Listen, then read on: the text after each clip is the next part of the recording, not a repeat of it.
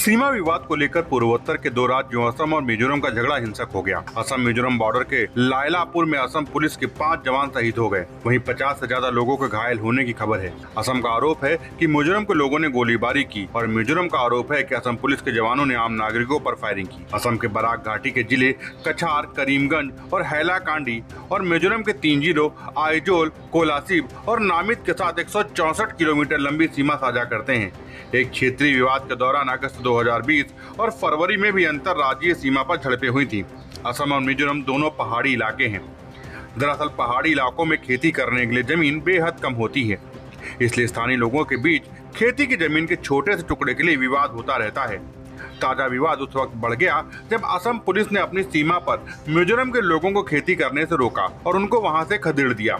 मिजोरम के पुलिस महानिरीक्षक लालबिया थांगा थियांगते ने बताया है कि विवादित क्षेत्र में एटलांग नदी के पास कम से कम 8 झोपड़ियों में रविवार की रात 11:30 बजे आग लगा दी गई। इन झोपड़ियों में कोई नहीं था। ये झोपड़ी असम के नजदीकी सीमावर्ती गांव वायरनगटे के किसानों की हैं।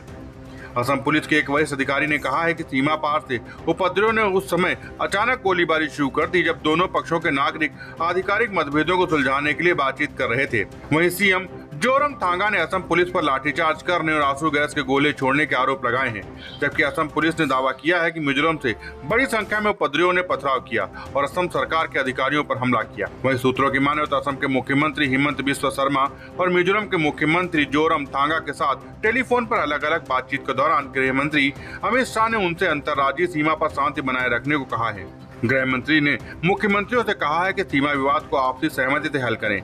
दोनों मुख्यमंत्रियों ने गृह मंत्री को आश्वासन दिया है कि शांति सुनिश्चित करने और सीमा मुद्दे को सौहार्दपूर्ण ढंग से हल करने के लिए आवश्यक कदम उठाए जाएंगे। वहीं अमित शाह ने पूर्वोत्तर के 8 राज्यों के मुख्यमंत्रियों के साथ बातचीत में सीमा विवादों को सुलझाने की आवश्यकता को रेखांकित किया था, जिसके 2 दिन बाद यह घटना सामने आई। असम में फिलहाल बीजेपी की सरकार है, जबकि मिजोरम में बीजेपी नीत पूर्वोत्तर लोकतांत्रिक गठबंधन में शामिल मिजो नेशनल फ्रंट की सरकार है। Bureau report, Dastak times. ताज़ा तरीन खबरों के लिए सब्सक्राइब करना ना भूलें दस्तक टाइम्स। बेल आइकन दबाकर पाएं देश विदेश की लेटेस्ट खबरों की नोटिफिकेशन।